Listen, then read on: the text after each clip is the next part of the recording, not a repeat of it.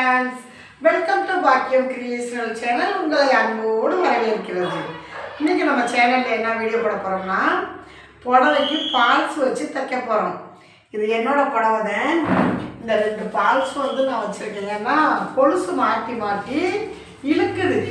அதனால இப்போ இந்த ரெண்டு புடவைக்கும் நம்ம ஃபால்ஸ் வச்சு தைக்க போறோம். பாருங்க, ஃபால்ஸ் வச்சு வைக்காமல் கட்டிட்டேன். ஆனால் இழுக்குது ரொம்ப கொலுசு மாட்டி மாட்டி. அதுக்காக தான் இப்போ நம்ம ரெண்டு புடவைக்கு போய் ஃபால்ஸ் வச்சு தைச்சிட்டு வந்துடுவோமா. வாங்க இப்போ நம்ம மிஷினுக்கு போவோம். மிஷினில் வந்து புடவை எடுத்து நல்லா விரித்து போட்டுக்கிறணும். சுருக்கம் இல்லாமல் நீவி விட்டுக்கிறணும். நீவி விட்டுக்கிட்டு நம்ம ஃபால்ஸ் வச்சுருக்கோம் பாருங்கள், இந்த உள்ள வெளியே ஃபஸ்ட்டு பார்த்துக்கிறணும். பார்த்துக்கிட்டு நல்ல பக்கத்தை கீழே போட்டு நம்ம தைக்கிற பக்கம் உள் பக்கத்தை மேலே போட்டு ஃபால்ஸ் அந்த முனையில் கொஞ்சோண்டு ஒரு அரை இன்ச்சு அளவுக்கு மடித்து உள்பக்கமாக மடித்து விட்டுக்கிறணும். அப்படியே மேலே வச்சு தைக்க வேண்டியது. அந்த கரைக்கும் இந்த கரைக்கும் ஏற்கனவே நம்மளுக்கு வந்து ஃபால்ஸில் வந்து தைச்சி விட்ருப்பாங்க. அஞ்சில் வச்சு தையலை வந்து நம்ம கொஞ்சம் கிட்ட வச்சுக்கிட்டு தைக்க வேண்டியது.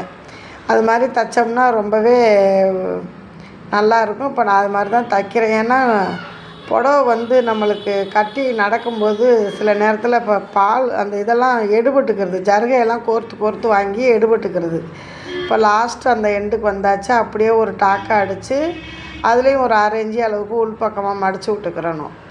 மடித்து விட்டுட்டு பாருங்கள், நல்லா ஒன்று போல் நீவிக்கிறணும். இப்போ ஒரு டாக்கா கொடுத்துடணும். டாக்கா கொடுத்து திருப்பிக்க வேண்டியது ரொம்ப ரொம்ப ஈஸியான மெத்தடில். ஏன்னா நம்ம 5000 4000 3000ன்னு புடவை எடுக்கும்போது ஒரு 50 ரூபா ஃபால்ஸ் வாங்கி வச்சு தைக்காம விட்டோம்னா அந்த கொலுசில் மாட்டி அது இழுத்துக்கிட்டே வரும்.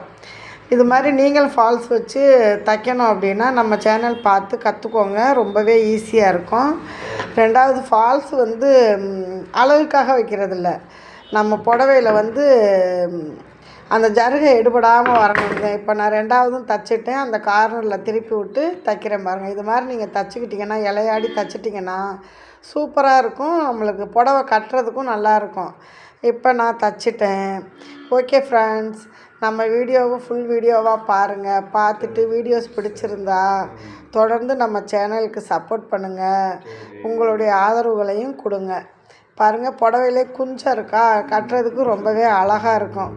ஓகே, பாய் பாய். இந்த வீடியோ பிடிச்சிருந்தா ஷேர் பண்ணி விடுங்க. பாய்.